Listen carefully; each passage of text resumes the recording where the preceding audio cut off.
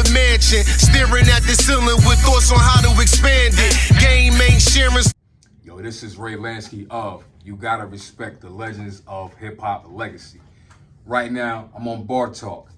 You gotta respect this BARTAWK interview, I promise you. Yo, it's your homie Railroad Gutter, young men from the projects with a vision of better our circumstances, building from the ground up, putting 10 on everything, putting that fly shit on. Jumping in front of cameras. Another episode of BARTAWK. You know what I mean? Like, what we doing, man? Already know what we doing. We at the bar and we talking shit. Draz, what's up? We got the homie Ray Lansky in the building. Let's get to it, man. You already know what this I'm saying? shit, man. Listen, just to let y'all know, we got BARTAWK merch, Project Vision merch.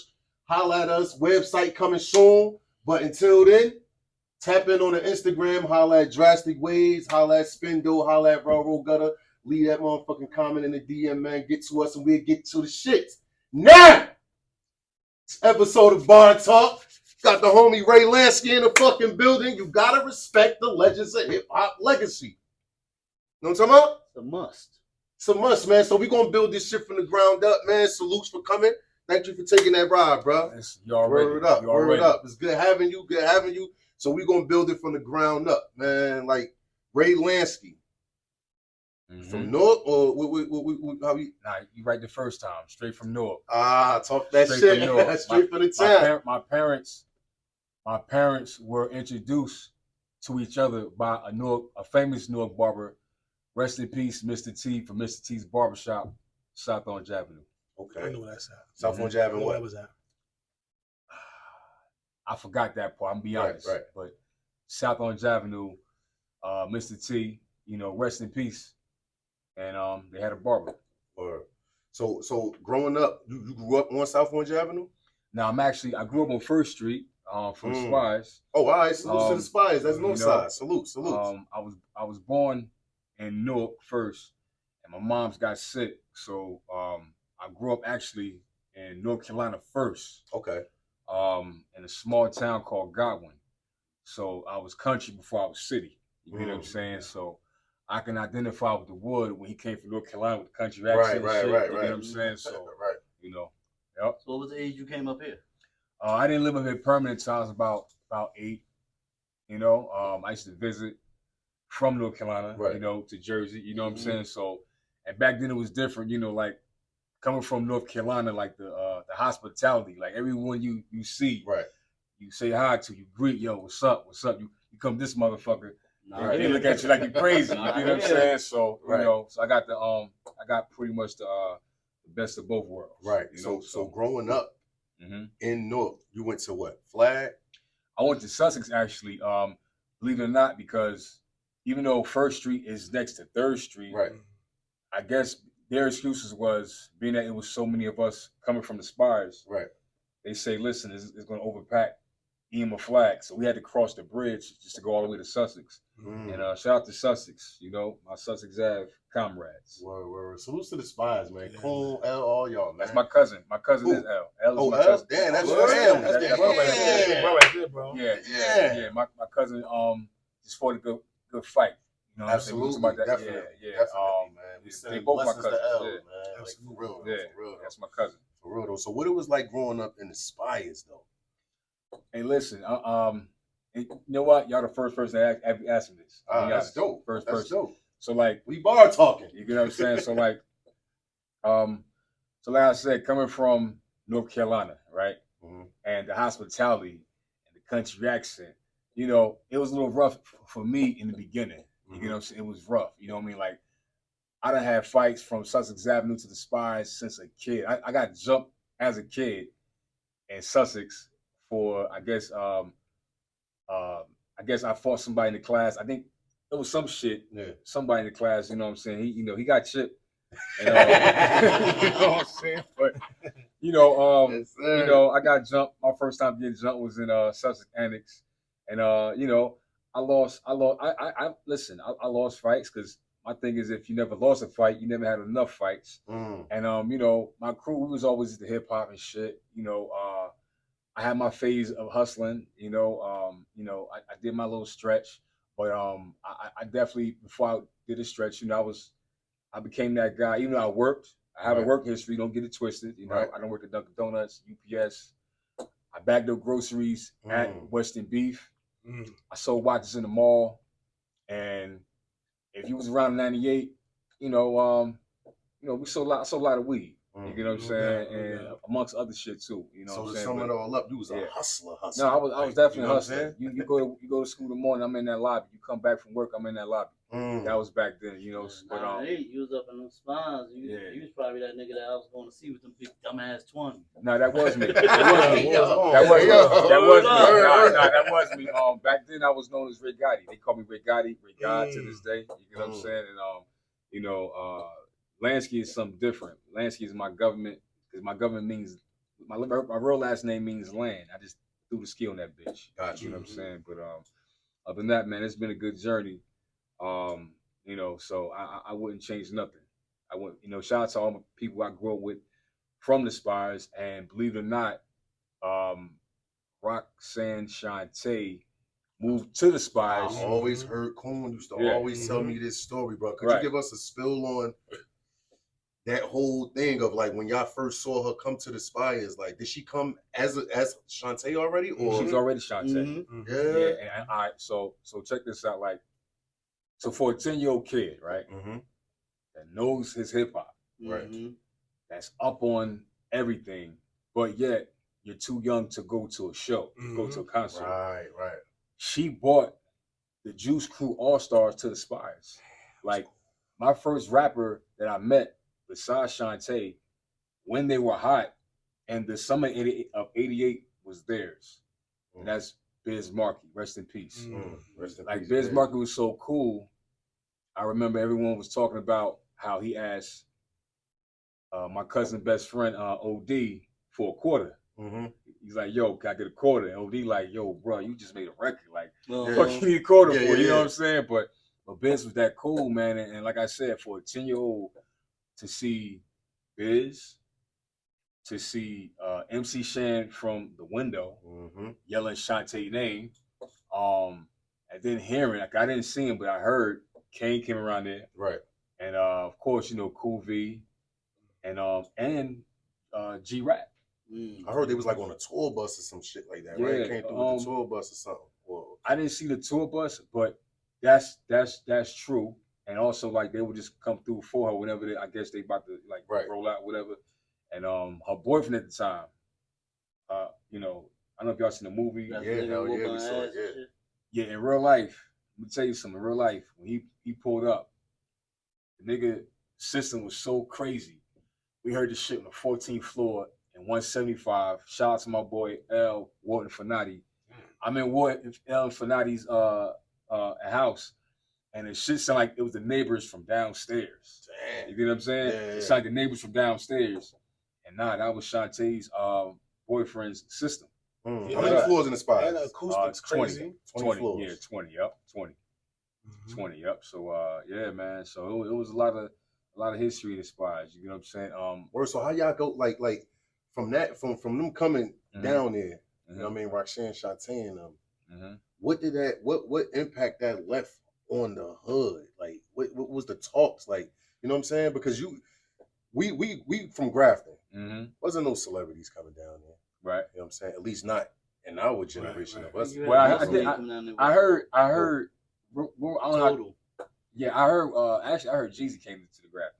Jeezy. Young Jeezy? I ain't never seen him over. I heard. I'm explaining my off camera. I heard shit like that, like Nelly too. Yeah, I heard that too. Yeah, Jeezy. JD Williams, he was bringing motherfuckers through there. Yeah, but it wasn't JD Williams though. I'm gonna say off camera though. But yeah, but Juice Crew was something different, man. That's like, you know what I'm saying? So what type of impact they left when they left? Like, you know what I'm saying? Like for that first time of coming through the Spires, like y'all watching them on TV, something like what Rod Digger said in the documentary, like watching on TV, that shit like it's out of space, or hearing the, you know what I'm saying? And then when they come through there, I know it was crazy. I know the impact was crazy. Yeah, it definitely was crazy because they were the hottest shit out. You know what I'm saying? Like you figure like that summer, Biz was the hottest. And then like the end of the summer, they had just brought out Kane. Absolutely. Right. So it was like, damn, and they still were coming around. for a good while up until I guess she moved. You know what I'm saying? So yeah, shout out to Shantae, man, and also shout out to her because she still represents the building, you know. And when I tell people that Shantae moved to my hood when I was a kid, the first thing they assume is Queensbridge, and I'm like, nah, she's from Queensbridge. Right. She moved to North, to the Spire. So yeah, yep, definitely. So hip hop was heavy in your house? Absolutely. Yo, let me tell you something. Like brothers and sisters, and you know what I mean? Well, I'm gonna tell you something. The one you mentioned, he's like my brother. That's my cousin, L. Right. He's one of the main ones on my Jersey side. Okay. But on my North Carolina side, believe it or not, my first hip hop song I remember listening to was down south, and that was actually Supersonic Force. And I was one of those kids that I didn't realize I was older, and like I'm in my 20s, but some kids I realized didn't listen to hip hop until they got older. Right. You know what I'm saying? Me, I was listening to hip hop so young, right? That by the time LL dropped, I could tell his influence was possibly Run and Shan. Straight up. You know what I'm saying? When I first heard radio, I get it. When I first heard radio, I said, yo, that's Shan and Run. Yeah. And Run, because Run was my first favorite rapper. You know what I'm saying? You know, my uncle, them two had similar styles. Y'all might know my uncle. He passed away. Boxing management, Yaya, light skin Yaya, bald head. No. You know what I'm saying? So, you know. Salute to him. Yeah. Salute to Yaya. He's been on Brantford Place talking shit a lot. You know what I'm saying? So, yeah. Yep. So, like I said, I've been listening to it, you know, so early. And I say, like, you know, let's just say by the time I'm that summer '91 and I'm bagging up groceries, I remember Video Music Box, they playing this new shit called OPP. You know what I'm saying? And that shit just lit everything up. What? You know, and at the same time, I'm like, damn. The short Vinny, Right. That's the one that's back then. I'm saying to myself, damn, I see him by the bridge. Right. I never seen them other ones before. I never see KG or Tresh before, but I used to see Vinny. Right. Yeah. And like, say if like one of my peoples invite me over to the Civic Center. Shout out to the Civic Center. I'm from there. Word. I would see Vinny. You know what I'm saying? And back then, you know how a group comes out and they don't really announce their name like that. Yeah, they just announce a single. So we used to be like, yeah, they go OPP. They go OPP. Yeah, I can relate to that. And actually, you know, that shit just took off, man. Like, that shit was crazy, man. See, what turned me on to them was Ghetto Bastard, because they shot that shit at 7th Ave Project. They did. So that shit was big to me. Yeah. It was like, yo, 7th Ave Project's right there. Yeah. These niggas rapping and they mainstream, they out there. Yeah. My family from 7th Ave, so that shit, my father used to be like, yo, that's right there in the problem. I'm like, damn, like that shit was dope, man. Yeah. Word up. So what's some of the hip hop clubs that y'all used to, you know what I'm saying? Yeah. That y'all was going to back then to, you know what I mean? Hear that music and all that. I'm about to say, let's see. All right. Zanzibar. Actually, you know what? Before we got to Zanzibar, right? Before I was old enough to actually go to a club, there was a club across the street next to the subway. That I heard where that U-Haul at, the right? U-Haul spot. Yeah. It was called Hardcore. Then they changed it to 280, and Special Ed performed it. I think he was the first rapper when they first opened up. And work. And my cousin and them went, and you know, I'm looking out the window, hoping I can see something. You know what I mean? Right. You know, because my aunt window was facing 280, and you know, you see whatever you can see, whatever. But when I saw my first club I went to, shout out to my cousin Yvette and my cousin Missy, they snuck me in Sensations, and my first performance that I've seen was Das Effects. They just came out, you know what I mean, with their One Effects, and they snuck me in the club. And how old was you about? Yeah, I was only 14, and they left me. And my cousin was mad because when she went to the Zanzibar and they pat her down, they found a Genesis cartridge in a jacket. Oh shit! A Genesis cartridge. Turned her ass around like you. Yeah. That's classic. Yeah, they found a Genesis. Shit. Next, you know, we were going to what's that shit called? Little Shields. Then they changed to Big Shields. Big Shields. And then Thanksgiving they had something called Teen Night at the Zanzibar. And he taking us through it right now. And the Zanzibar, this group premiered their first top single. I don't know, I can't say the first, but one of their top singles, their classics. That was Wu-Tang. That was when Wu-Tang first performed Cream. Method Man came out by himself and said, yo, because Method Man was popular with MET and Joe D. Right. And he said, listen, man, I'm about to introduce these brothers right here. And next thing you heard that, and mind you, you know, we young, we saw that shit like, Cash Rules.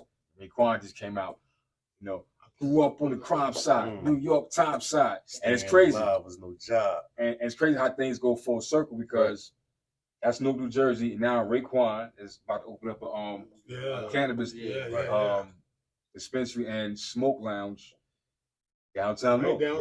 And it's crazy because I one time I had the opportunity to sit down with Ray. You know what I mean? And he was telling me how back then they admired Jersey. Yeah. You know what I'm saying? Like the Hit Squad and all of them and Def Squad and all that shit. And he said they used to mimic, you know what I'm saying, Jersey. And this was like they partying zone. Like they came over to cross that bridge. Because they ain't really far from at the same, at the same spots that you're talking about. You know what I'm saying? Like downtown and all that.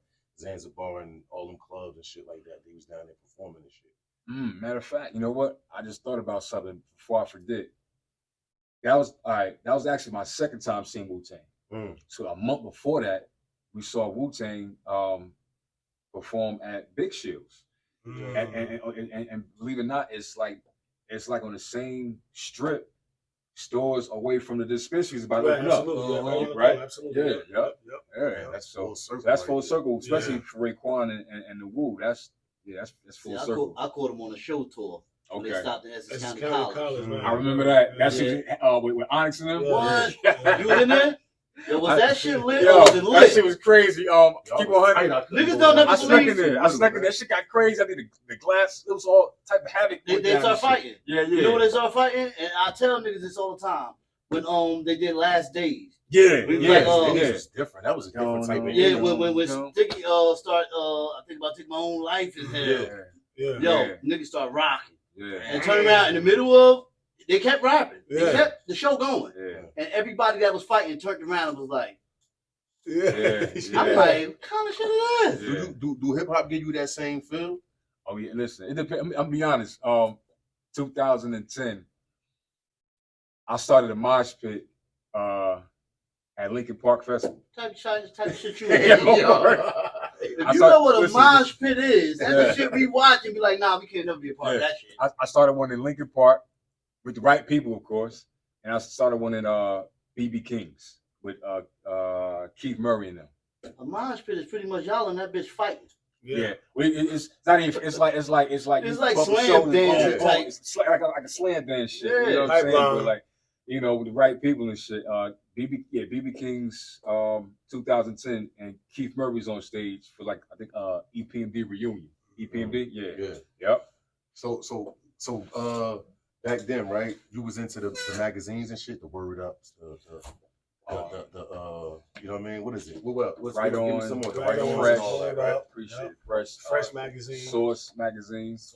Actually, you walk in the room, like my bedroom at the Spies, it went from seeing wrestling posters, then the other side hip hop posters, and then it just dominated just hip hop posters. You know what I'm saying? I would have you would see, you can tell the era, you would see Running Them, you would see Salt and Pepper, you would see then you see Kane. You get what I'm saying? The list goes on. So you know, them posters, them Right On posters, and all that. Yeah, I should cut it out. Sometimes I get creative. I just cut out the silhouette. What you had on the wall?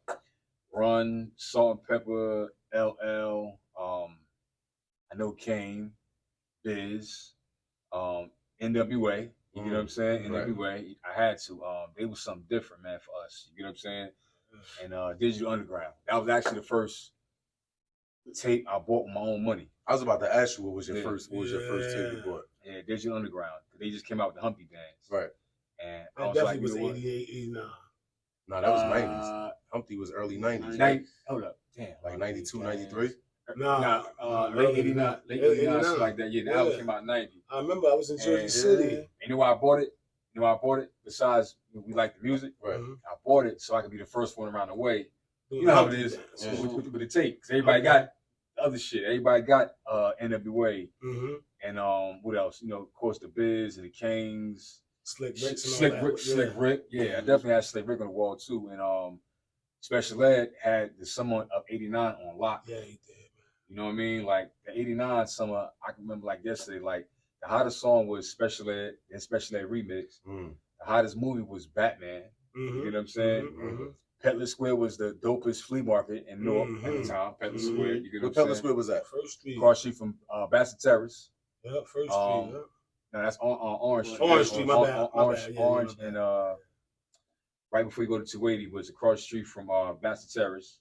Yeah. And they actually had a Batman showing, not the movie, but like a fake Batman there, right, and all that. And you might see some rappers. You might see Shantae in Petlet Square back then. You know what I'm saying? So yeah, so like I said, it's like in a strange way, it's like I guess as I'm thinking now, you know, I'm a child of hip hop, like many of us are. You know what I'm saying? You know what I mean?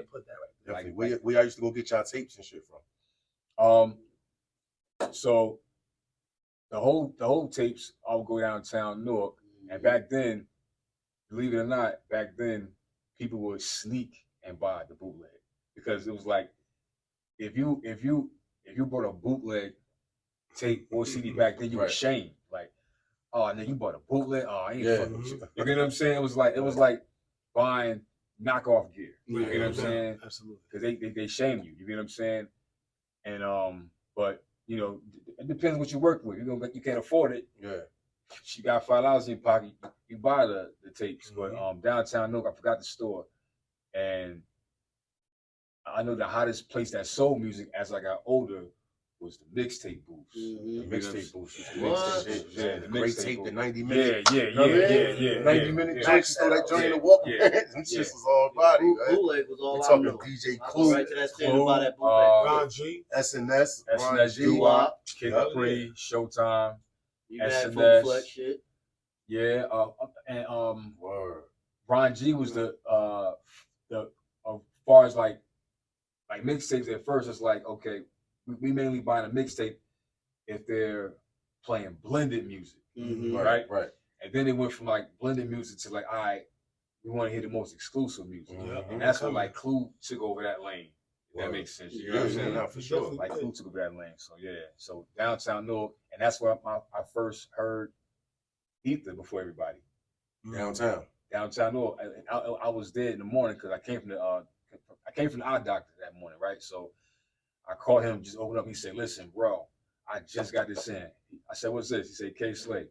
I said, "This is Nas." I said, "So Nas finally came back?" Because remember we were waiting a long time for Nas to come back. Yeah, hell yeah. I said, "So Nas finally said something, man." I said, "Yo, you got to play it first, man," because a lot of cats was selling music saying Nas response, but it wasn't Nas response. Yeah. And they would use it as a bait to sell. So I heard that shit. He's like, "Fuck Jay-Z." I'm like, "Oh shit." This is it. Yeah. I lost my mind, yo. I was like, yo. I said, "Oh, let me tell you something. I was a diehard Jay-Z fan, right? Right. And when Ether came out, I didn't get that shit a time of day. I didn't want to hear it. I kept it moving. Even when I was walking through downtown, they was playing it. They was like, "Yo, here you go, right here." I kept walking. I ain't listening to it. Got a little bit older. I sat down and actually put it on and listened to it. Yeah. I said, "Damn, he murdered my You boy." tough. He murdered my boy. Yeah. This is going crazy. What was one of your favorite battles, hip hop battles?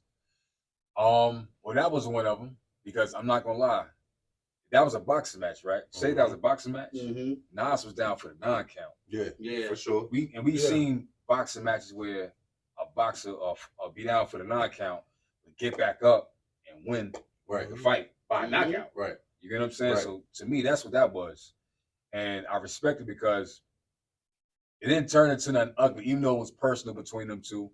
It didn't turn into nothing ugly, and they represented like grown men. Yeah.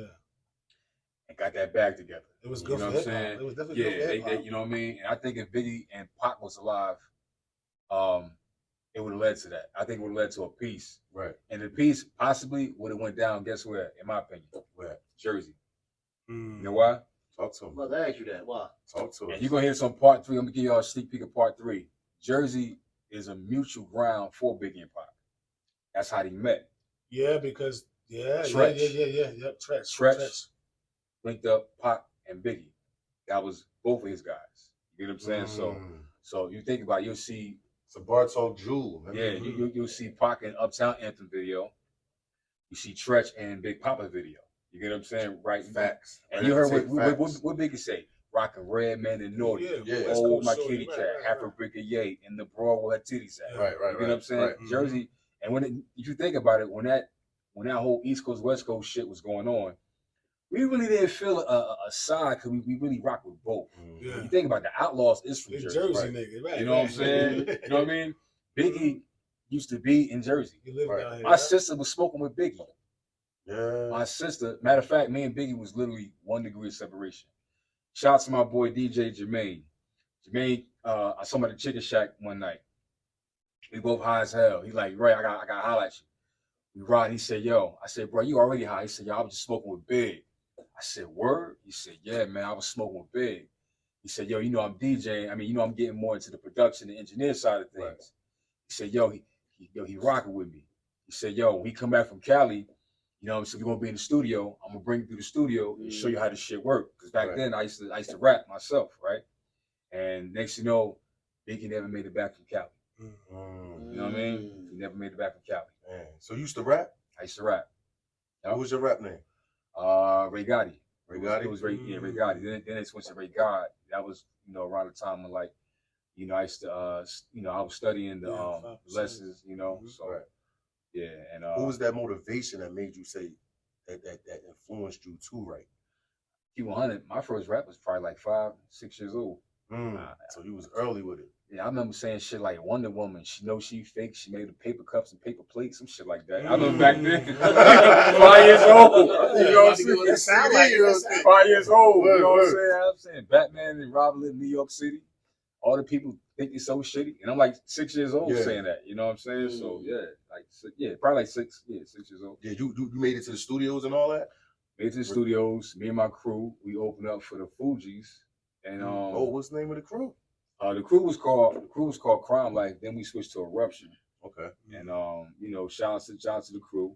You know, and we opened up for Fugees before they blew up. This was before they shot. The Nappy Heads video. We supposed to be in that video. We was supposed to be in the Nappy Heads video. That was that shit. And you know, at 16, where you at? You in school. I didn't have a beeper yet. You didn't have a cell phone, so you know. But yeah, we opened up at Rutgers. So you're an 80s baby, right?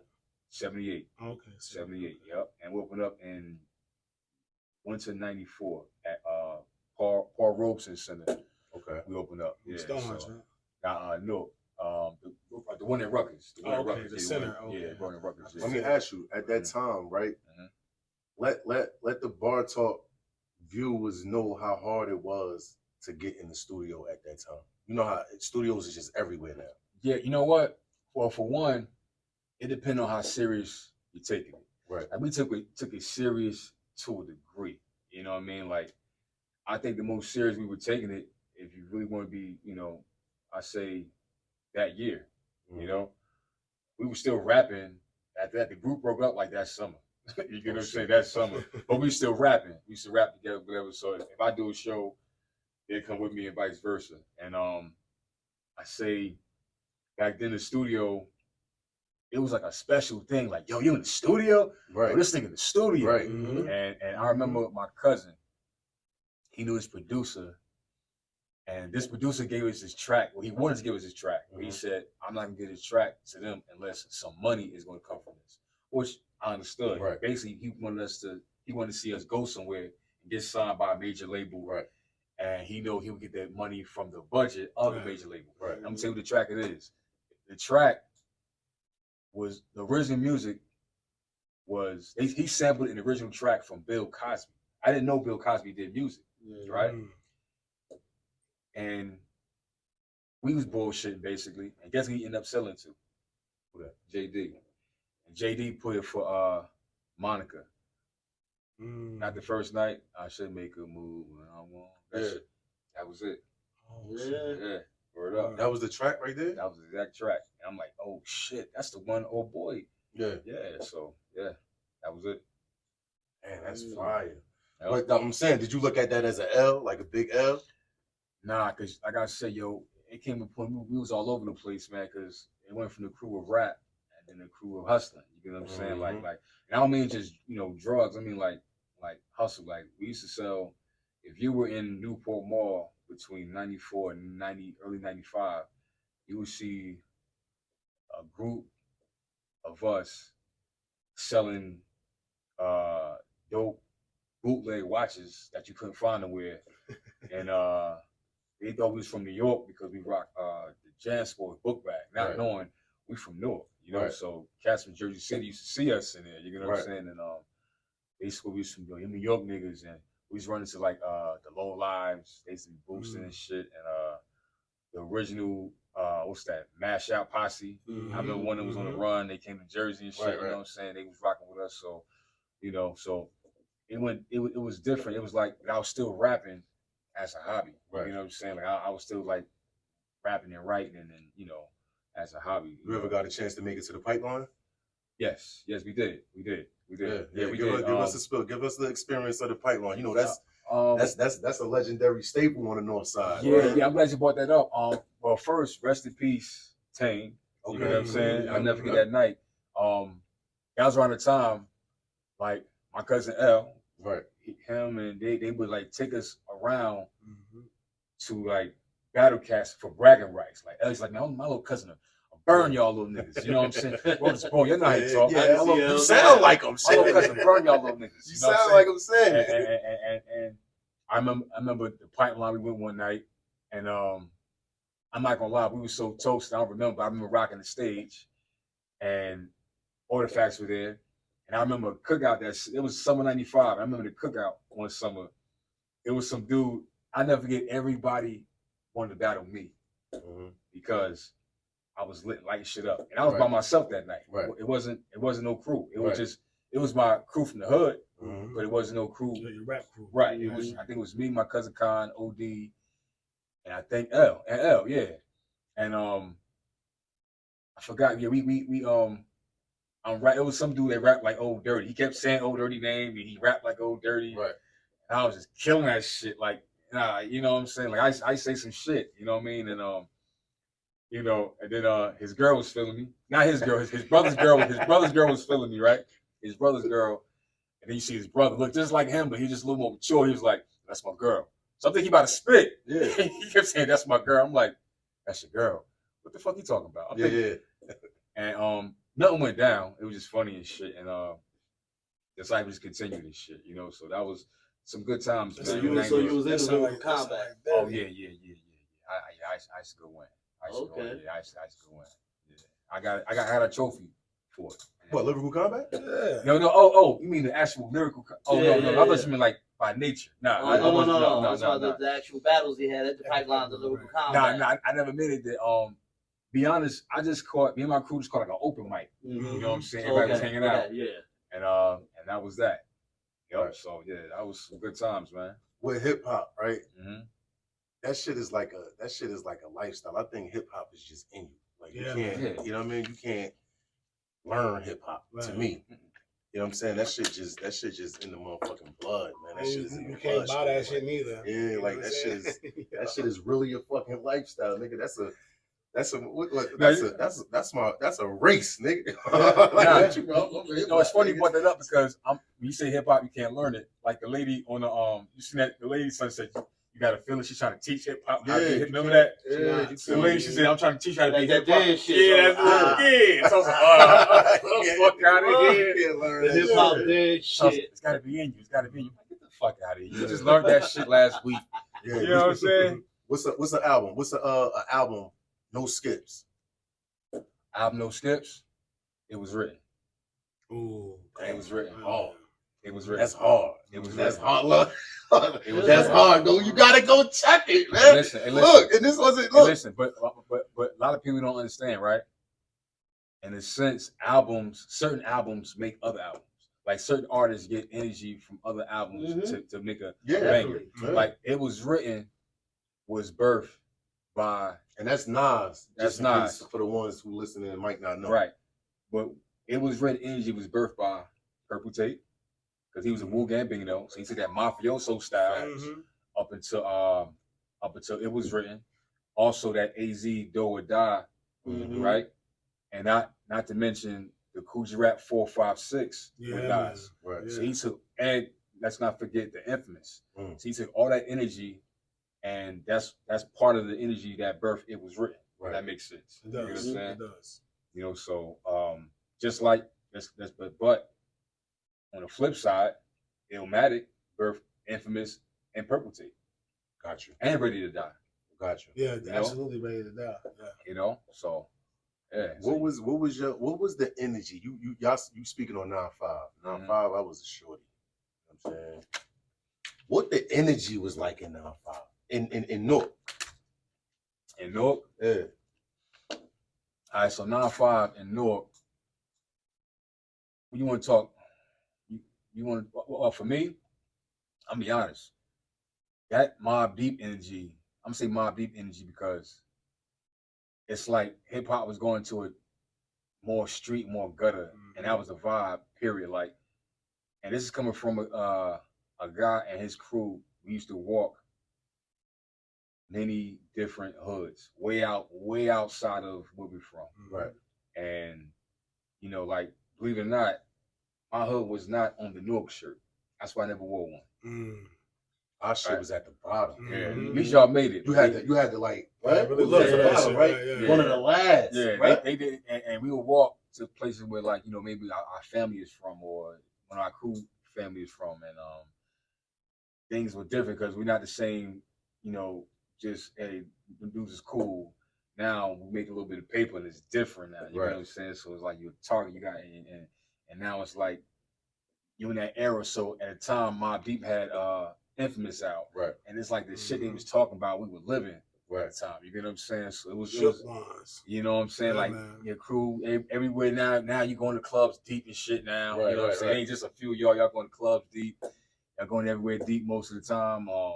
You know, you more your street smarts are increasing. Drinking more E&J. Yeah, Hennessy.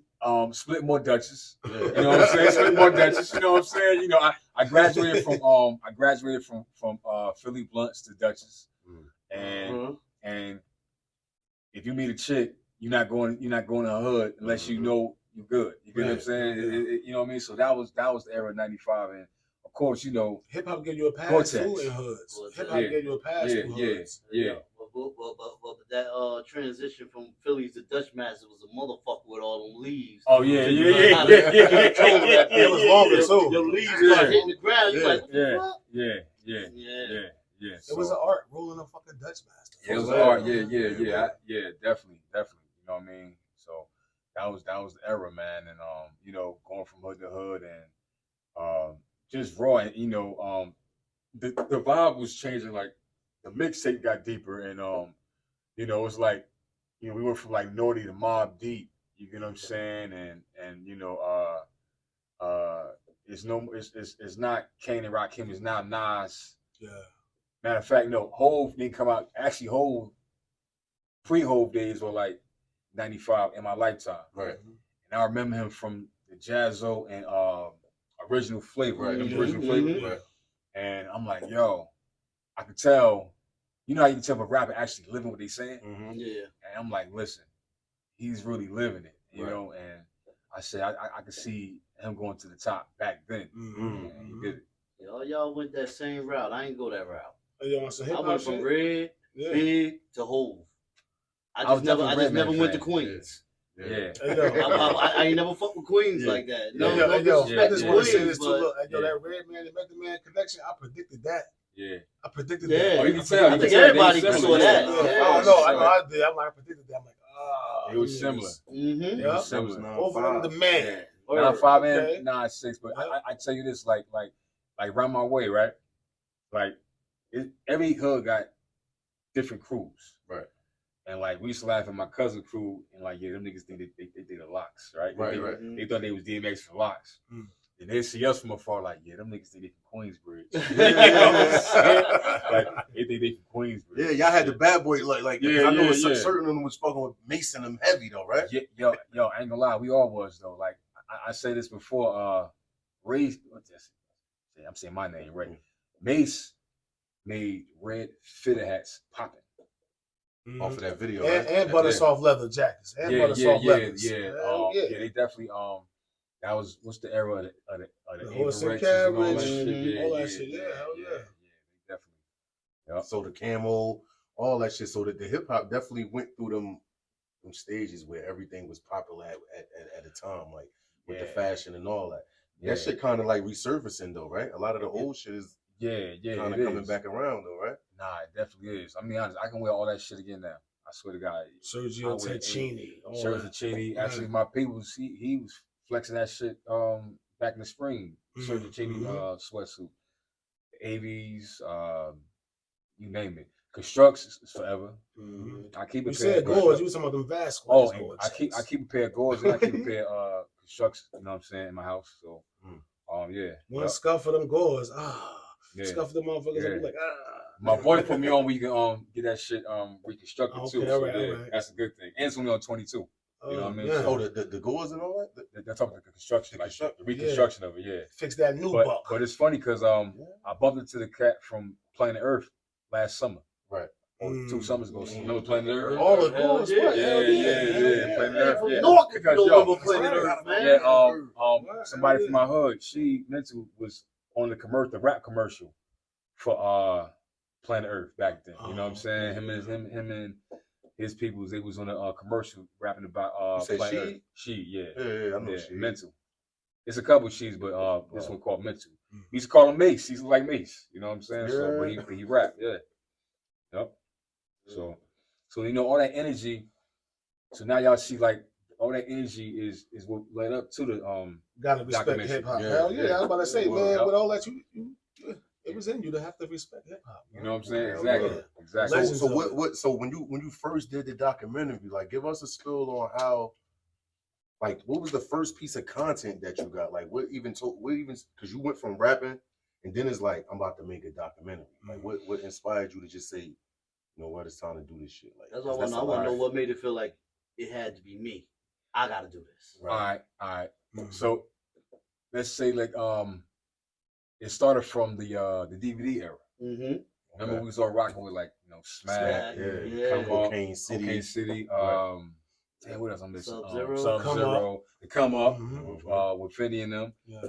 And I'm like, you know what? We need DVD. And next thing you know, I'm not just doing a DVD. I'm like, nah, I want to do a documentary though. You know what I'm saying? And I was a barber. I'm still a barber, but back then I was a barber at TJ's. That's where I started from. Shout out to Big T. He grew up with Naughty. He was next door neighbors growing up with KG. So KG used to come by the barbershop. And I told KG, listen, man, I'm shooting a documentary, would you like to, be interviewed? I'm starting out. And he gave me my first shot. He dropped some jewels on me, and I just ran with it. This was the first get. This was the first. He's actually, what's crazy? He's actually first interview. Yeah. And he's actually, you didn't see KG yet. Y'all see part 1 and part 2. Right. You're going to see KG on part 3. Okay. You're going to see that interview on part 3. Right. And so he gave me the first shot. And so if you, even from part 1 and part 2, when you look at the vintage interviews, you can kind of get that like Smack DVD energy. You know what I'm saying? Like we on the block, like at the end of part 1, you see us on the block and do like, hold up.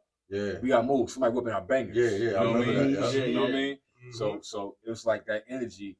So we filmed from 2006 to, I wrote it out exactly this time, October 2005, wrote it out. Didn't start actually taping officially until spring 2006. The first interview was KG. Let me ask you a question. I don't mean to cut you off. You knew who you already wanted? Yes. As guests already? Had a list. Some came in between. Right. But as far as the list, yes. Yep. KG. And spontaneously, after we interviewed KG, who walks in the door?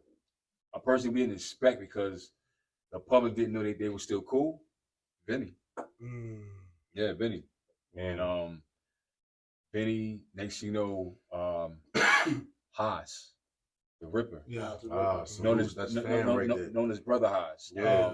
That's grass. You know, Building 10. Yeah. I'm trying to get at Highs now. You know what I'm saying? So Highs, and the list went on. Like, and believe it or not, it's not just Jersey rappers that were being interviewed. We have interview from Dredge from Black Sheep, interview from Eric Sherman. You know, he talks about how he discovered Redman at Sensations.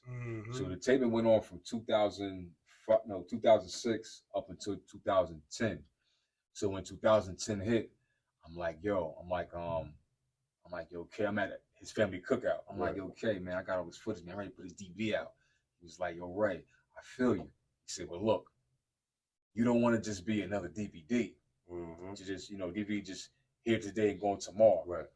Let time give it value. So I said, say less. So what I did was I stashed it, my little time capsule, whatever you want to call it.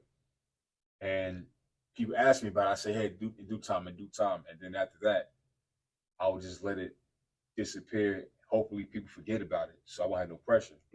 See, when we had the lockdown, 2020, that was an opportunity.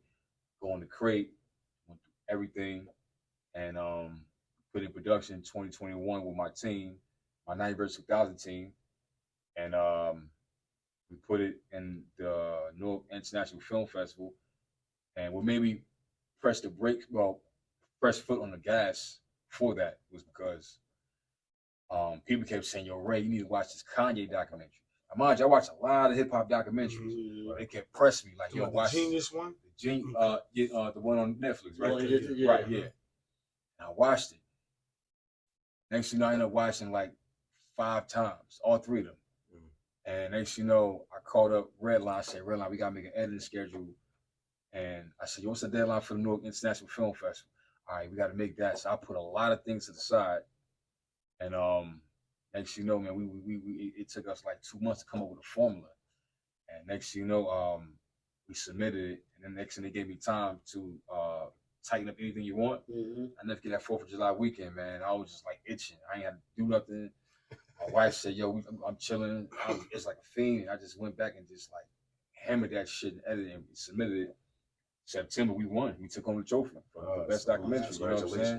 Best documentary. That was 21, 22. 21? 22, yeah. I was about to say, so you said they started about 2005, and me seeing part 1, 2022, that's a lot of fucking patience. Yeah.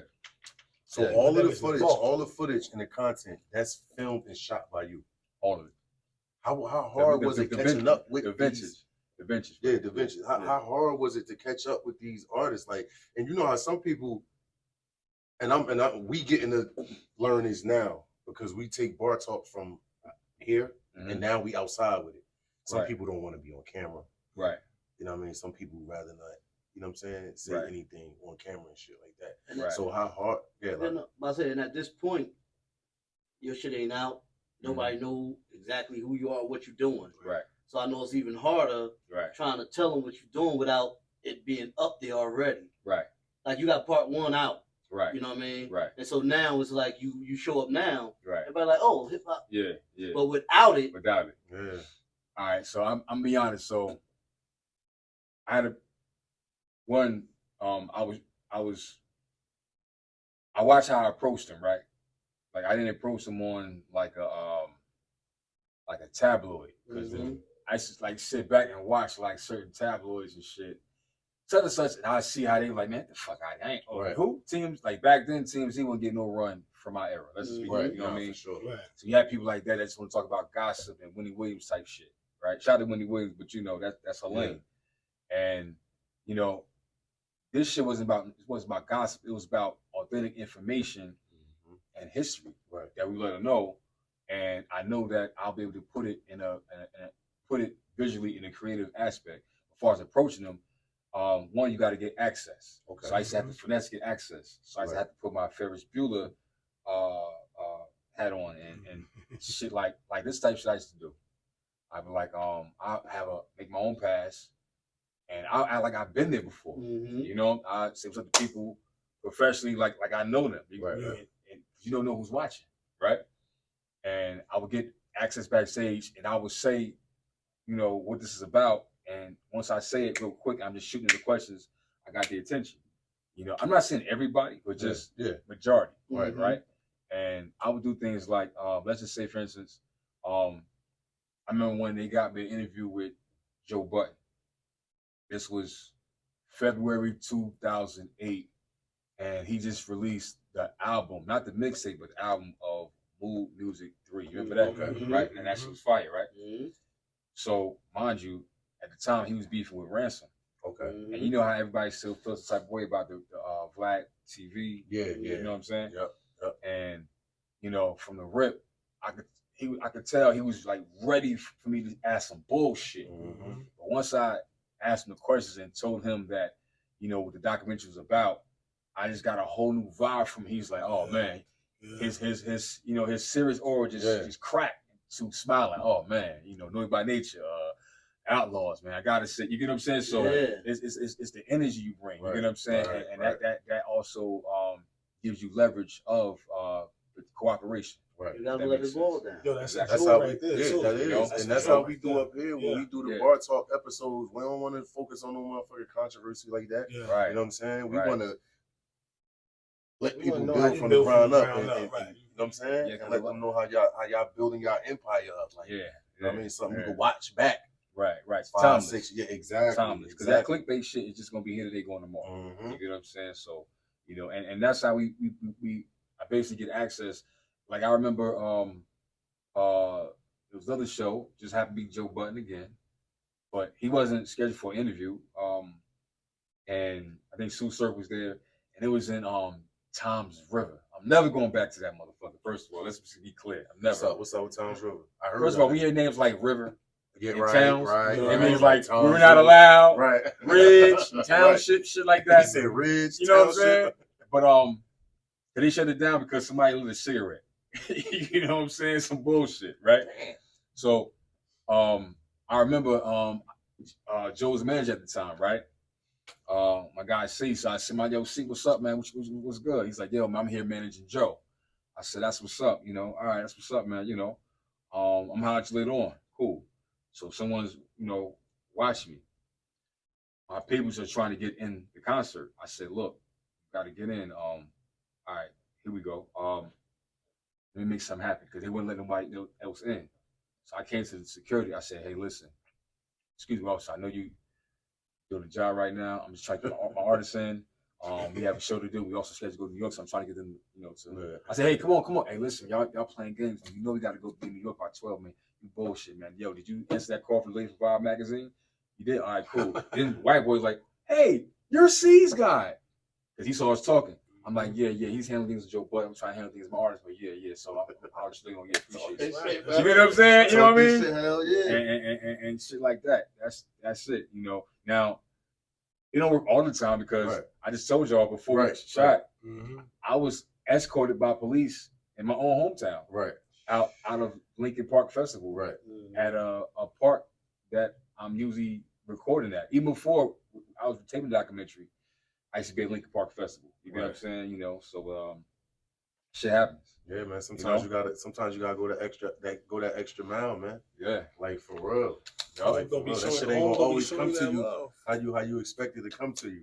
So your main focus was Jersey artists? So the main focus was the Legends, but I wanted to start from Jersey. Start from Jersey, not just because I'm from Jersey, but let's be clear, in the hip hop world, sometimes people can forget the impact that Jersey has brought to this table. So that's why when people ask me what it's about, it's simple. It shows how hip hop influenced Jersey, but in return, how Jersey influenced hip hop. Absolutely. Because listen, like the think Sugar about Hill it. Records and all that. Exactly. Like all that Inglewood, New Jersey. Exactly. We Sylvia Robinson. Like that was an influential era for us with Sugar Hill, you know what I'm saying, Crack the Code. When Naughty them dropped, that was an influential era. You get what I'm saying, with Naughty, because right when Naughty they was dropped, Sugar Hill too at first. Yeah, they were Sugar Hill Records up. And after Naughty, Lord's Underground, Redman, Artifacts, Apache, the Flavor Unit. So it was like you went from Milkbone. You went from from Asbury, right? Even Bayonne, a whole book in one of them joints, bro. Yeah. Somewhere in Jersey though. And then like it went from like, you know, Kane and all them with the chains and shit to like Tretch just changed that shit from like Carhartts to the Tretch had a dog chain on, but boots, right? Boots in the summertime. I say that all the time at Doc. Boots in the summertime. Right. That's Jersey. That's a Jersey thing. You get what I'm saying? And I always say this after you saw that Chief Rocker video. Yo, you can't tell me Chief Rocker video that influenced like everybody wearing the vest. Boots, remember the vest? The vest and the swamps. Like think about it. Yo, it's like in '93. If you ain't wear swamps, yo, something's wrong with you. That's how crazy it was. Remember them Scullies? Remember the Scullies with the squares? The squares, yeah. Who do you think? Who like? And this is not taking nothing from none of the Jersey artists. Who do you feel like had the biggest impact out of Jersey? Naughty. Naughty. They come red. Well, you know what? It's like this. To me, group wise is Naughty. Okay. Solo, Doc. Yeah. Doc. Yo. Sure. Doc. I know this like Doc is loved all over the world. Yeah, man. Right. Yeah, man. You know what I'm saying? Like Naughty is timeless all over the world. His whole style timeless. Everything about him is timeless. Like somebody asked me, it's because he's a down to earth guy. Yeah, you know what I mean? And he's accessible. Yeah. Like you can find him. Like you really go like, oh, there you go. Yeah. You got walk riding through a smart car, little ass Wilson. You're like, what the fuck? Yeah. He made me proud to be from North, though. I ain't gonna lie. He made me proud to be from North back in the day. Naughty made me proud to be in Philly. You know what somebody asked me? Somebody asked me on a previous interview, they said, what's the Jersey Mount Rushmore? So I said, damn, it's only 4. You know, Mount Rushmore is only 4, right? Yeah, 4 heads, yeah. So I said, listen, man. I said, Latifah, Lauren, Tretch, and Doc. Yeah, that's it. Yeah, that makes sense. Yeah, that's what I would have said too. That's what I would have said too. Like after Doc, to me, was Joe. Because as far as the underground, like Joe didn't have, he had mainstream success with Pump It Up, that era. And me personally, I didn't become a fan of his music until 2008. Like I thought he was dope. I thought he was fire. But you know, we didn't hear from him that much because of music politics. Right. Then somebody put me on the Move Music 3 series, and then we're entering the World Star era. Remember, the World Star was a main source for us. The World Star. You wake up in the morning, Internet Magazine. That was Internet Magazine. You know what I mean? Absolutely. And I'm like, yo, he's killing it. And he was doing, him in Slaughterhouse, especially him by himself, was doing what Zelda is doing today. Yeah. Just making like raw music and just putting it out. Just keep putting that shit out. You know what I'm saying? So, you know, shouts to him. And you know, I guess another commercial run was with Fetty Wap. Yeah. You know, Fetty Wap. Do you think Jersey missing something? From this era? Yeah. Well, I'm glad you asked. They're not missing it. It's just the world is missing it. Jersey has something that the world is currently missing. Right. I think the world is about to get it right now because Def Jam just signed Samaj Savage last week. Salute to Samaj Savage. And I think Jay Wonder is 2 verses away from taking over the world. Right. Straight up. Like, and I think it was dope. Speaking of Samaj Savage and Jay Wonder, I think it was dope how you incorporated the younger generation on that. On part one, right? On part 1, yeah, exactly. Yeah, you have to because they're the ones that's going to carry the information and the legacy. Right? And, you know what I'm saying? And it's like, who are we asking? Who are we telling you gotta respect the legends to? There you go. Who are we telling that to? Right? And I'm glad you brought that up. When it dropped, when I came in there, me not knowing, I originally thought it had to do with who was that just said something disrespectful towards one of the. That's academics. Yeah. So it's funny because they have around that time. When y'all exactly. saw it, right? And I'm like, oh, yeah. So it's crazy. Yeah, all right. So when that happened, right? So when academics was disrespecting the legends, right?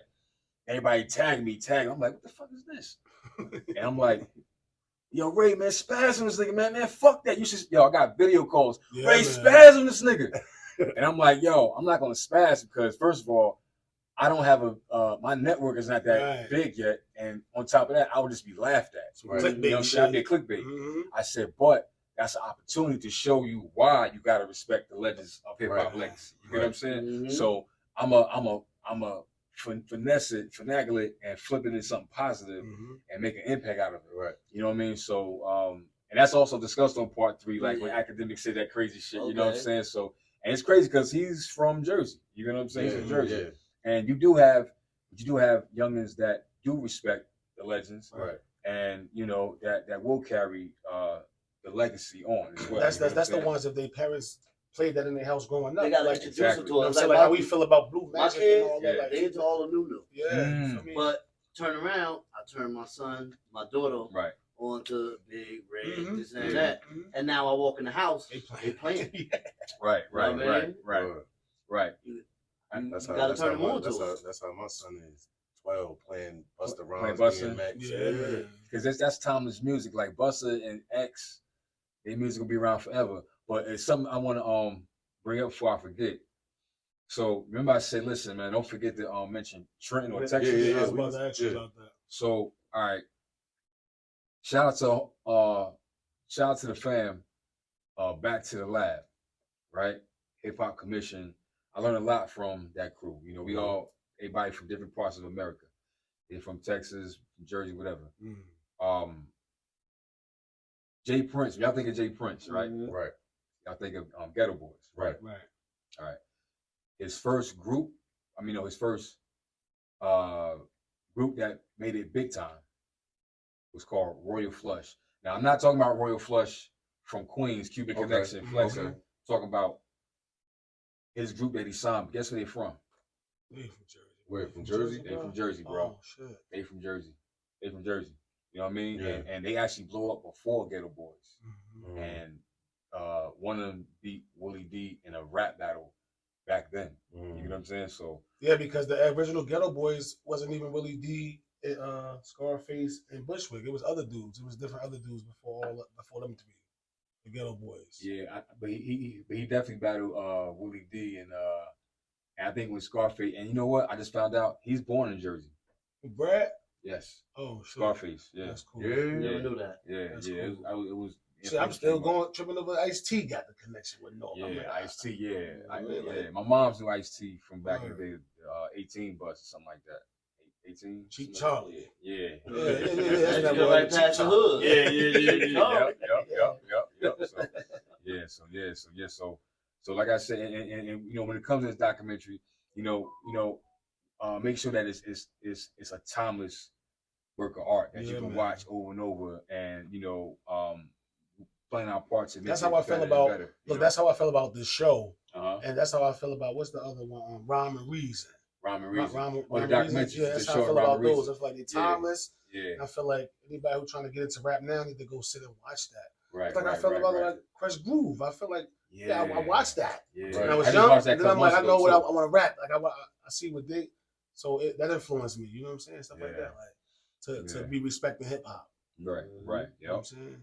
Yep. So how many with the series? How many series? How many parts to the series? So I'm gonna be honest.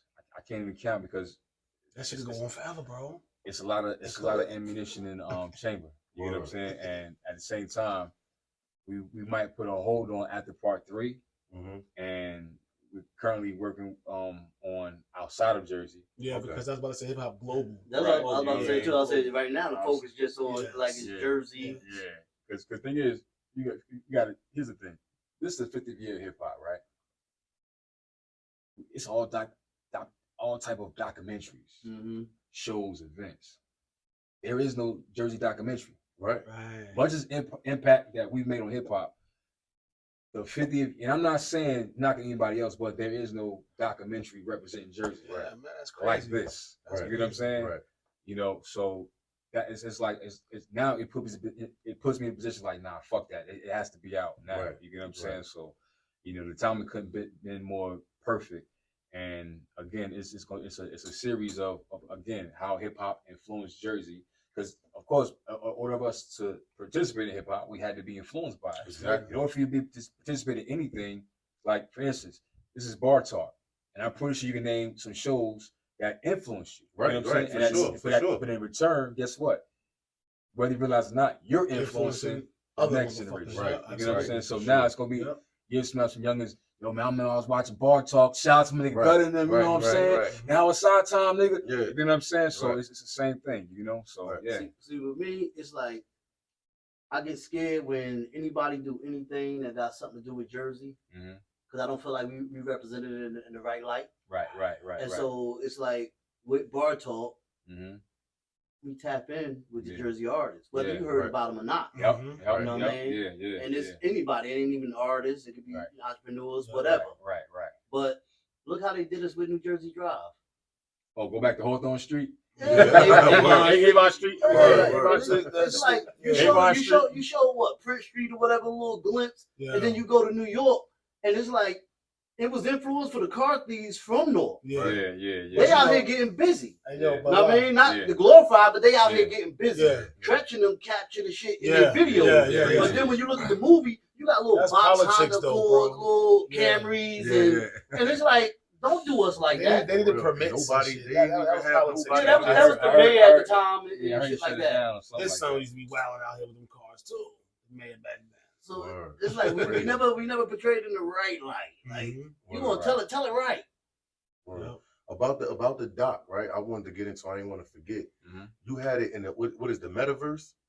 Oh, we had a premiere. We had a screening in the metaverse. Shout out to Malcolm Williams of Tech Organic Lab. He created a meta room. It's actually a virtual hip hop museum dedicated to Jersey. You know what I'm saying? And we had the screening in that room. We're actually gonna bring it back. We're gonna bring it back for part 3 and something else. But we're gonna bring it back. But it was dope. That show did like what a few times though, right? Yeah. We had it December 28th, and the momentum was so strong. We had a pop-up one New Year's Day, January 1st, and we had one in February, and that was it. So we just put it on hold for a little bit, and we will be coming back with it soon. Soon. Yep. Here go a question. Gotta respect the legends of hip hop. What you felt about that cannabis and LL thing that they had going on? They were from different eras. Right. Well, to me, this is why I respect LL, because a person from his era battled in many eras. Yeah. But did cannabis win? Absolutely. Absolutely. Yeah. I was about to say, because everybody, anytime they ask in front of the camera, people water that shit down. I mean, you can't deny. Let me rip the tap in your arm, kicking you in the groin, take your Vanguard in front of your mom, your first, second, and third born, make your wife get in the home, call Minister Farrakhan. You know what I mean? You can deny it. Like far as that, I could go on for more millenniums than Mazda got on a car line. We was going crazy over. He met his match though. Bars like that, man. He met his match though. Like real talk. Like nobody did LL dirty like that before cannabis. That's the thing people forget. Like LL wasn't used to getting hit that hard. Right. Think about that. Nobody talks about that.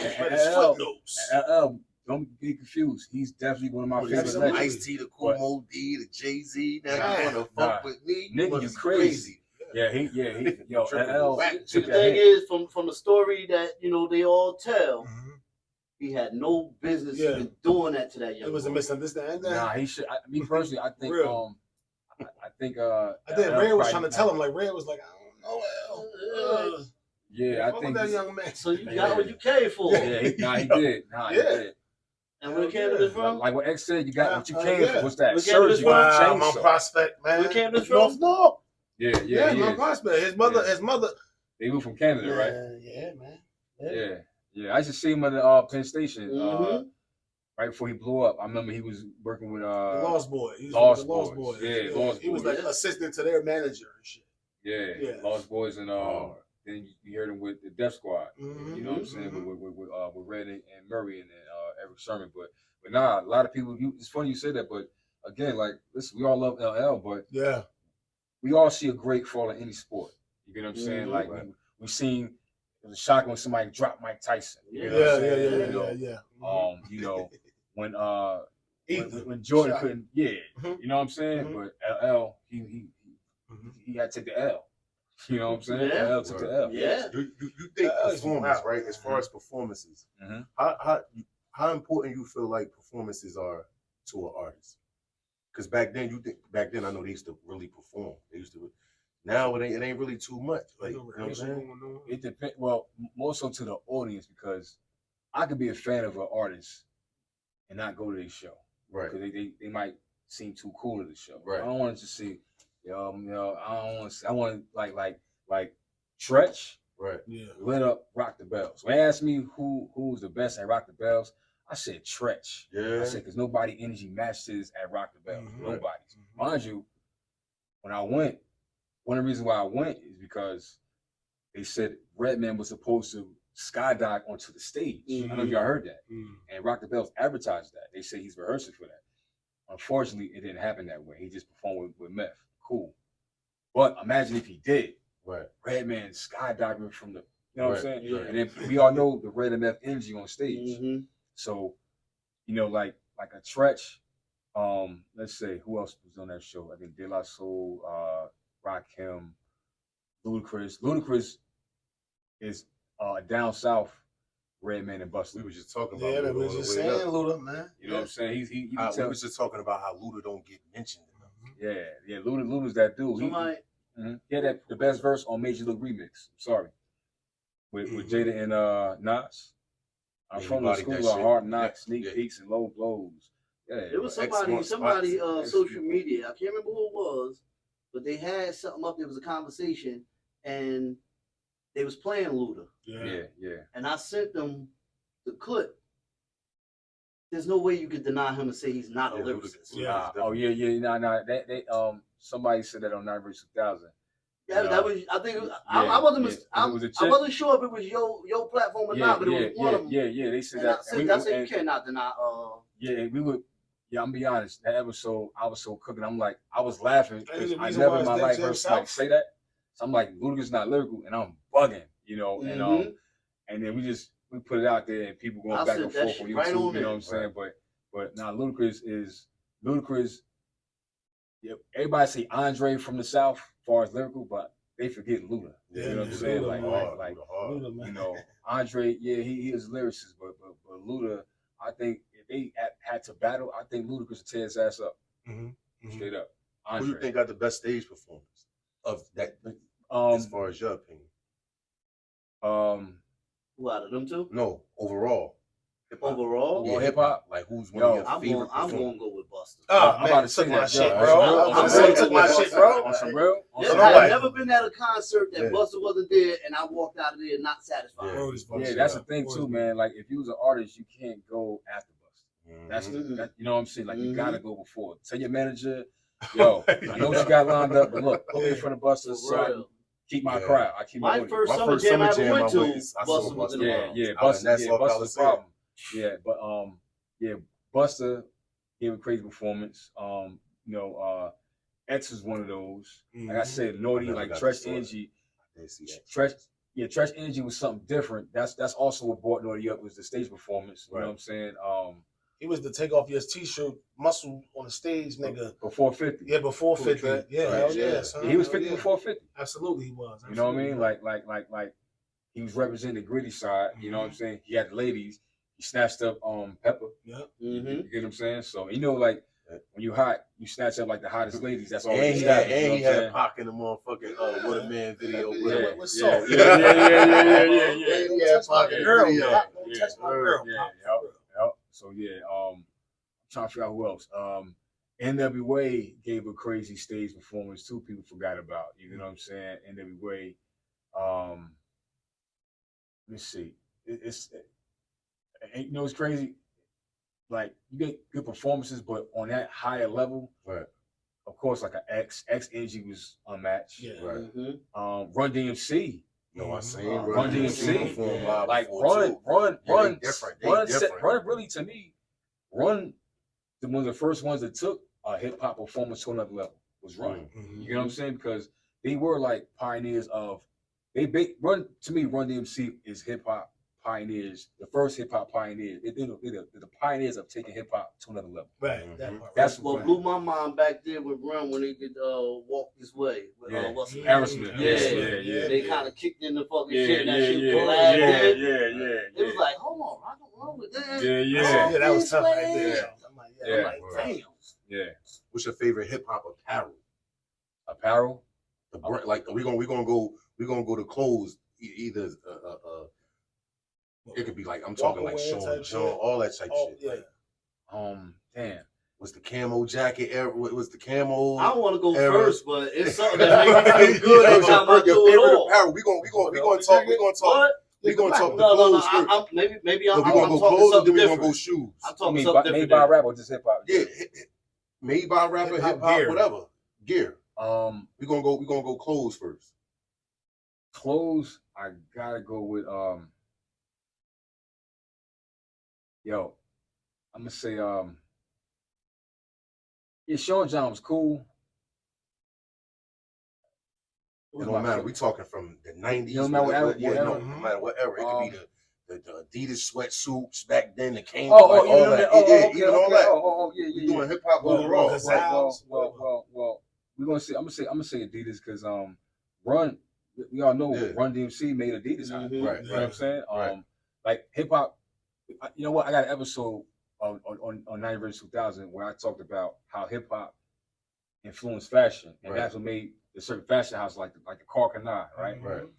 Hip hop. I'm gonna say Naughty by Nature on this one. Made Tim's hot. Think about it. And you know how they made Tim's hot? Because at first they was banning them shits. They was boycotting them shits. They'd shoot a boot in a video. Yeah. And then, you know what I mean? People started to get on to what Timberland was talking about. Then it's like, man, fuck Timberland. We still buying that shit. Right. You know what I'm saying? Right. That's how it, And then So you say Adidas? Adidas as far as they out. Well, Adidas stood the test of time, but I mean, you had your Maurice Malone because he's from Jersey. You know, people forgot about Maurice Malone. You know, Maurice Malone. Cousins Malone out. Yeah, Maurice Malone. Shout out to my guy Willie Esco. Willie Esco is actually from First Street as well. He's not from the spot, but he's from First Street. He went to Barringer and everything. You went to Barringer too? Willie Esco. No, I went to Tech. I went to Tech. North 13th Street. North 13th Street. Let me see who else. Walkaway was dope when he came out. Walkaway, because Walkaway represented that era. Wu had the dopest leather coats. Oh, that was so tough. You know what I'm saying? The Wu wear leather coats. And then cargo shorts and shit, man. You know what I'm saying? Wu wear. So it was a lot. One shit I used to like was that motherfucker. I was Naughty geared down. Joe 560 I was Naughty geared down. I had that goose. I had the jean suit with the Fat Joe 560 going down. That shit was mean. That's crazy because what about Fat Phone? Yeah, FJ Fat 560. That yo shit. Y'all remember Fat Phone, right? Like when it first came out, it was exclusive, and you couldn't just buy it anywhere. You know? It was like Fubu. Like downtown, they have exclusive like it now. Like downtown Newark, it's like you can buy some dope shit from downtown Newark. Like downtown Newark, you know you can get your footwear. You know, without saying, but some exclusive, you might got to go to the mall. Or no Booster. Remember the Boosters was like more lit back then, like you know what I mean. So you see some fresh polo, like I know that ain't from downtown, nigga. You ain't get that from Dr. J's, nigga. You got that from the mall somewhere. It'd be like from a Booster. You know what I'm saying? That might have boosted from whatever Short Hills. I ain't like Short Hills any fucking way. Short Hills, Livingston. They had what was that? LL Cool J with the Troops or whatever. He had his name on the bottom of the soul. Yeah. What was the? All right. We gonna go ahead. We gonna keep it all the way hip hop. What was the haircut though? What was the hardest haircut? What you think the hardest haircut was back then? One of the hardest hip hop haircut. Yeah. Yo, real talk. I can't even front, man. Ain't gonna hurt nobody. Yo, the flat top shit. I ain't gonna front. I had every fucking haircut a barber could do. You know, but you know what was dope too? I just didn't get it. I can't front on Bobby Brown the Gumby. Bobby Brown made the Gumby out. The parts. You gotta get the parts, though, right? The parts. Kane made it dope to have the parts on the side with the flat top. Flat top roof in 89. What up, yeah, because his flat top did roof 89. Real shit. He lived that. And who else? Oh, and not forget, you can't forget the fade with the hook part. And Nas took that shit to another level. You know, Nas shit. That shit came to Nas Raekwon shit. Like remember on Carswell Scarface, you had Fat Joe cutting the hook part, and Raekwon he said, "I do this for barbershop niggas in the plaza, catching asthma." Ray sick and gun flashes upstairs, running through the project for big ones. Yeah, turn the lights out, stick one upstairs. I'm telling you. Woo was hard, but look, the Naughty Store though. That was the I was about to say that. Now the Naughty Store. I wanted something out of that motherfucker. Bad as hell. But it was just too crowded every time I went. Yeah, that shit was on Halsey Street. I remember they had Usher down there. When Usher was down there as a little younger, when he was down there at the grand opening doing his the in-store signing. I got a guy for my hoodie. What, for your Naughty hoodie? Yeah, I went to Naughty Store, right? I got the Naughty hoodie. I went to Burger King when it was around. Remember Burger King City right there? Yeah. Went to Burger King. Bank of America. Went to the bathroom, came back, my shit was gone. Only thing that was there was my food. They took my Naughty hoodie. I was out. By yourself? By myself, yeah. How you leave your shit right there, go to the bathroom? Yeah, I was bugging. Yeah, real talk. Like, you know what I'm saying? And it's crazy, Burger King back then, nobody really used to play it that heavy. You know what I'm saying? So, but yeah, so you walking through downtown looking at everybody to see if your hoodie. Yeah, word is born, yo. I'm like, damn. Somebody stole my shit, and I just it's crazy because I just seen the advertising for some Naughty hoodies like on Instagram. You know what I'm saying? I'm like, well, the holidays I got a cop one. You know what I'm saying? So and they champion. I missed the motherfucking I missed the 4-finger rings. Word up. And remember they had the bracelets. You see it in the what's that? The Cannon B video, the double-plated bracelets. Yeah. The names on it. Yeah. Them shit was hard. It was like the white gold on top, and then under the bottom, one of them shits bad as hell. Before we ain't here BARTAWK and hip. Yo, look, before all that was the belt buckle with your name on that bitch. The 80s. The Yo Baby Yo era. Yeah, that was my shit. I like the Yo Baby Yo era with the Mickey Mouse. Who was some of this? Look, I know you married, no disrespect, but back then the ladies though. Let's talk about the ladies. About what they was rocking at. That had the niggas like, damn. Oh, I'm gonna tell you. All right, yo, I'm gonna tell you like we talking hairstyles and all that. But the damn video, like when you see this video, you say, damn. Yeah. En Vogue first drop. Yeah. En Vogue. Yeah. They all. You know why? They all. Was that giving them something you can feel? Nah. Hold on. Okay. And what they had on, right? Yeah. It was like representing some shit you only seen in the hood, but not on TV. It was like representing hood back then. You know what I'm saying? Because like back then you'll see a chick in the hood, she right, but they won't have on TV, unless in the Jet magazine. You know what I'm saying? Yeah. That's why LL made Around the Way Girl. You know what I'm saying? Because we didn't really want a pilot. We didn't want us cats from the hood. We still want a chick that got some hood in it. You know what I'm saying? Sure. Like, fuck all that. Long hair. Like all airbrushed and shit like that, but like that En Vogue video, of course, Salt and Pepper. You know what I'm saying? Like they were sexy as shit. It was like them bamboo earrings. They was the sexiest rap group of all time. Yeah. Like Salt, and I couldn't listen. 1 minute, all right, Salt was my boo. 1 minute it was Pepper. Sure, then it was Spinderella. You know what I'm saying? He said, "Yo, chill." You know what I'm saying? Like, yeah, that's how it was. Real shit. Like, and Spinderella, she's still banging. You know what I'm saying? Salt too. I just seen a recent video with Salt. Yo-Yo still look good. You see Yo-Yo? Yeah, hell yeah. Yo-Yo still look good. Yo-Yo. She just turned like 50. She just turned 50. Yep. Love Moni Love. You know what I'm saying? Yo-Yo be coming to Jersey too. She be at pubs. Yeah, she be at La Rouge sometimes too. Yeah. Yep. Shout out to Ben. Shout out to Yo-Yo. When I see you, baby. Yeah. So yeah. Wow. Yep. So you see Yo-Yo. Let me see. Do y'all remember this group? And this group back in the day. They were a female NWA called BWP. Of course. They was filthy. Wow. Listen, they was ahead of their time. They was just disrespectful to niggas. Yeah. BWP, where they was from? Cali. Yeah. Never heard of BWP. that. I don't remember them. Remember them? They the group BWP stood for Bitches with Problems. And they would talk about doing motherfuckers dirty. Like, I'm talking about, like, they have a song about fucking some nigga and not letting him get his shit off. You're like, where you going? Like, fuck out of here, nigga. She's like, get the fuck out. Like, disrespectful. Yeah, I remember them, bro. They were ahead of their time, right? They were ahead of their time. So all this shit here now is like, I still don't think a female group can match the gutterness of BWP. Straight up. You know what I mean? They were really the female NWA. Yep. What about hip hop shows? TV. We talking TV shows. Like I look at Martin Martin was hip hop. Definitely. He was hip hop Eddie Murphy. That's hip hop. Martin was hip hop Eddie Murphy. Like Eddie Murphy represented the era of us blacks with R&B and soul. But Martin represent us from hip hop culture. Right. The Pele Peles, That's hip hop. Martin made sure he had a fresh Pele A season. Right. And a fresh pair of J's. I'm about to say that. I'm about to say the too. J's. Oh, Yeah, man, Martin kept the J's So on. Jim didn't want to get that nigga the Air Gordons. He always had a pair of Jordans on. Yep. Like, Seinfeld? Jerry Yeah. Seinfeld. Hell yeah. way before Will Smith did it. Yeah. Mhm. Oh damn, hip hop. I forgot about Fresh Prince of Bel Air too. That's definitely Fresh Prince of Bel Air. Far as hip hop, LL even had one called In the House. Yeah, I remember that.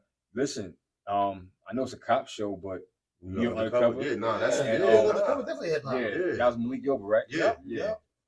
That was hip hop. Look, Arsenio What used about- to bring him out. Yeah. Arsenio. Yeah. Now Yeah, that that was a nigga good represented us to the fullest, Yeah, man. yeah, Real talk. word up. So it wasn't no surprise he got canceled because he represented us to the Yeah. fullest. You know what I mean? So white man said, "Nah, fuck that. And, nah, he gotta go. He gotta go." You know what I'm saying? And You look at Oprah. She brought everybody up, but who was it? Q? Ludacris. Ludacris? That was for the Crash movie. Yeah. yeah. It's like, how you gonna she bring left everybody Yeah. else? Everybody except for Ludacris. And notice when Arsenio came out, he was like, "Yo, they were my posse." He ain't say Yeah. that's the band. Yeah, word. Yeah. Nah, That's my for posse. sure. That's my posse. He represented. Uh-huh. And then his flat top started getting slicker. He started Word. getting, parts and shit like that. So yeah, Arsenio was that nigga, and he brought out the he bring out every rapper like from the West Coast All Stars to the East Coast All Stars to Wu-Tang Yep. to Snoop, Naughty. That motherfucker had Easy We had Yo MTV everybody. raps. Young C Pop. raps. You know what I mean? What else?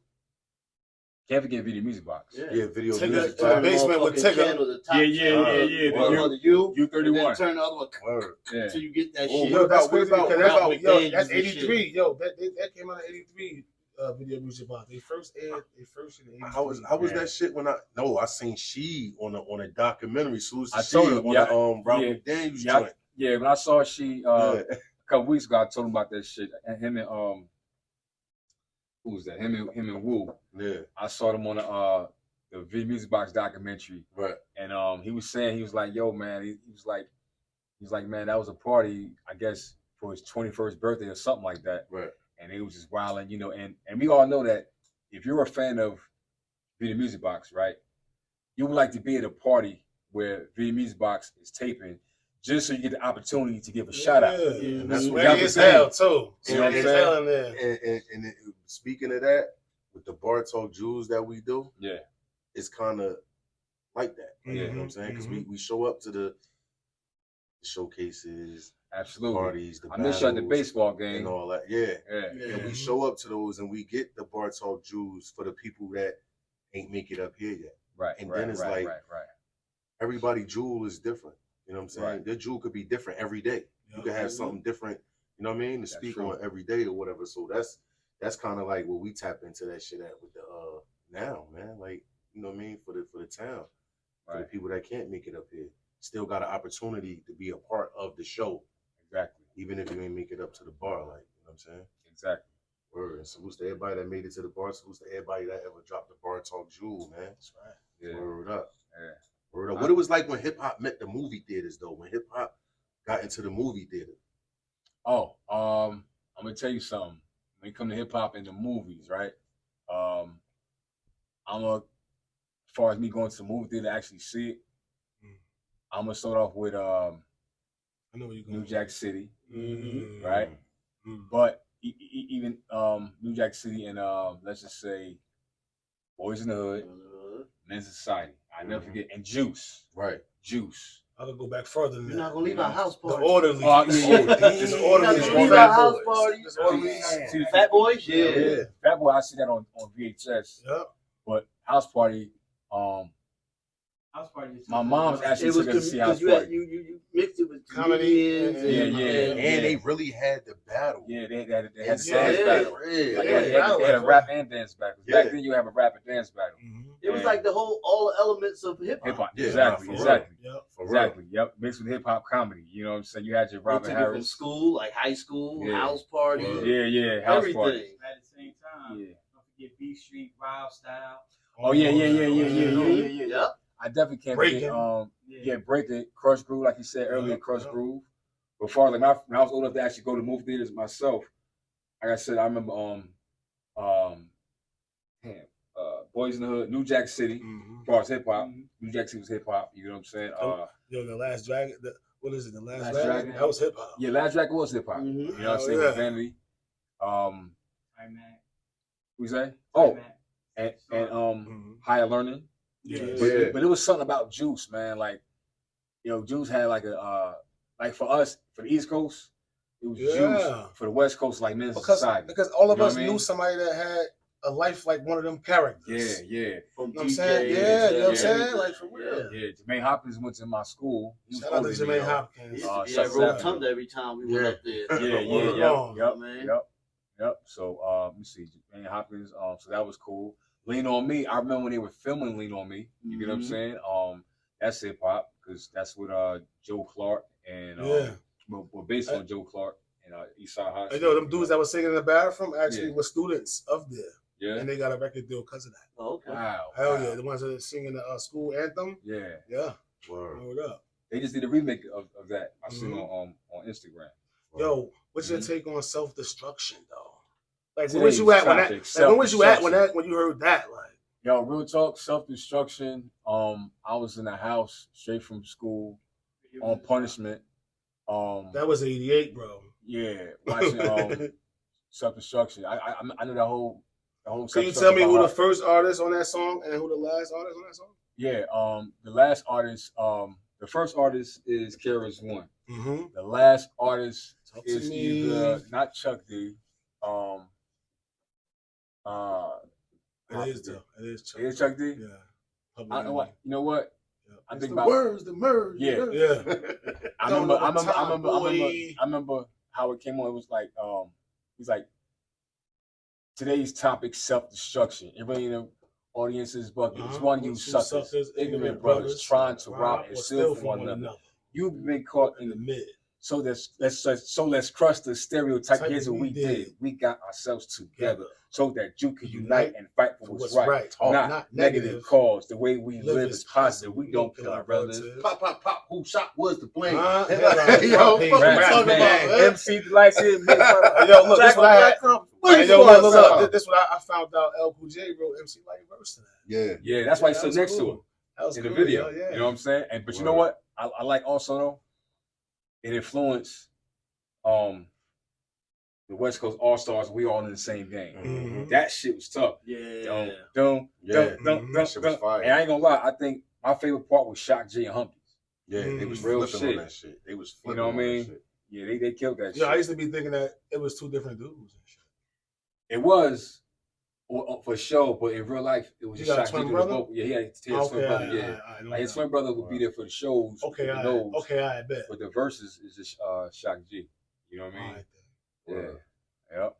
So I struggle putting that shit together. What you got? What you got coming up, man? What's next, man? What's in the future? Oh, so for those, cause I know everybody's seen, whatever. First of all, thank you to everyone that supported the movement for You Gotta Respect the Legends of HipHop Legacy. And I know everyone's wondering, like, if you haven't seen it in the screenings, you haven't seen the film festivals, the wait is over because we have just signed a situation for you to see it on a streaming platform. Okay. So you will be that. So we will, shout out to Pop 211, where I made more. Shout out to Pop 211, salutes, my guy. You get what I'm saying? Shout out to, Alquan and Redline, production making it happen. Shout out to all the artists that gave me the opportunity to express themselves on my camera when I was a nobody. I'm not a, but nah, you somebody, you get man. What I'm saying? You somebody, bro. And just shout out to everyone who influenced, who still influences to this day as it's growing. You know what I mean? You know what I'm saying? So shout out to the Hip Hop Commission. Shout out to BARTAWK. By the way, salute. Listen, they on their way up. They don't even know. I already told Ray he's a star. He don't even realize it. You know what I'm saying? So and part 1 and part 2 will be in streaming platforms very soon. We will announce it very soon after this next meeting. You know what I'm saying? Right. So look out for that, and also look out for part 3. To follow up after. So yes, we're trying to we're gonna KD this thing. Like how Nas and Hit Boy had the King Disease series, we're set it to be a consistent series, you know. And again, it's about how hip hop influenced Jersey, and in return, how Jersey has influenced hip hop. And of course, we're also making our way outside of Jersey. So you will see. Don't be surprised if you see. You gotta respect the legends in New York. Everywhere. Maybe you might see us in Harlem. Right. Or, you know, you think of Harlem, you know, you think of who you think of. You know what I'm saying? So, you know, it might be Brooklyn. Who knows? You know. So just get ready, and we're just gonna keep it pushing. You know, and most importantly, man, thanks to the Most High. We got the Most High. I couldn't get the most. Definitely. That's what it is. So definitely. Give them your Instagram. You know what I mean, where they can find all the content and everything. Yeah. So the Instagram is You Gotta Respect. Right. That's with a U, just like it's spelled right here. You Gotta Respect. Right. The other one is Lansky Exclusives. LANDSKI Exclusives. XCLUSIVES. And also, can I drop a jewel? Yeah, we're gonna get to that. Yeah, we're gonna get to all that. All right, so we're gonna get to that. All right, we're gonna get to that. Yep. Yeah, word. Can we? What's up, man? Can we get a shot, man? This was good conversation, good talk, man. Let's toast something to a shot. You know what I'm saying? I'm gonna toast something to good hip hop conversation. Spendo. Respect. He gave us some history on White Hennessy, though. He gave us some history on White Hennessy, though. Oh man, my heart is broken. He gave me history on the White Hennessy. I had to. Everybody come up here, I'm going to tell them the truth. I'm sorry. But it made sense. I will not lie. No, but it made sense. Mr. Pour Me Up. That's Mr. Pour Me Up. It made sense. It made sense. So. What you want? You want your White Henny? No, I think I want to try the white one. Nah. Can I use it? After, you know. So I could be like, I had some of that motherfucker. With the White Henny? Yeah. Oh, you never had it before? Yeah. What you want? That shit behind the Remy. Oh, I'm about to say. That shit behind the Remy. I got another two up there. What you want? Oh, no, I want the Henny too. Yeah. Oh, I want the Henny too. Yeah. Shout out to Railroad Gutter. Yeah. You know what I'm saying? Mr. Dark only. Yeah. Word. We only drink dark, man. Yeah. You know what I mean? Word, and Hennessy, I guess we started drinking Hennessy when we was listening to some like Mobb Deep and Nas. You know what I'm saying? They had the Hennessy jerseys and shit. You know what I'm saying? How about this? It was spelled wrong though. Did you peep that? Hennessy was spelled wrong on his jersey. Yeah. I ain't that some years later though. Yeah. I'm like, He even said it in one of the interviews. He was like, yeah, it was spelled wrong, but you know, P. Prodigy, he was like, it was spelled wrong. Prodigy said his Hennessy was spelled wrong on the jersey in the video. It was like, fuck it, you know. Yeah. I wouldn't even notice it. Yeah. About to do a shot, man. Word. BARTAWK. Hey, yo, man, Lansky, man. You know what I mean? Word. Shot for hip hop, man. Show me, bro. Got a young man from the projects with a vision to better our circumstances, building from the ground up, putting 10 on everything, putting that fly shit on.